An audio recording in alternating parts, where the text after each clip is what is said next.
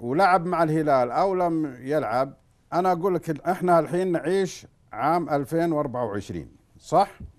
والهلال عنده 70 بطولة صح؟ انا اقول لك من هنا من عام 2024 الى عام 2036 سيكون عندنا تقريبا 36 بطولة، 3 في 12 ب 36. احنا ننظم دوري وكاس وسوبر.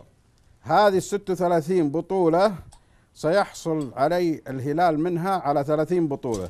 الست بطولات الباقية ممكن واحدة للنصر، ليه طيب؟ وحيدة للاتحاد، واحدة لنيوم، للعلا، للدرعية، هي توزيع للأهل.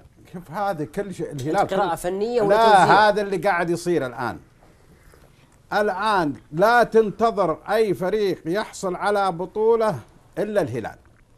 أنا أقول لك السبب، أبغى أعرف السبب. فوارق فنية. فوارق فنية قوية جدا بينه وبين بقية الأندية. من هنا إلى عام زي ما قلت لك 36 احنا سننظم 36 بطولة داخلية، 30 بطولة هذه مكتسحة الهلال، يعني بيصل تقريبا إلى 100 بطولة.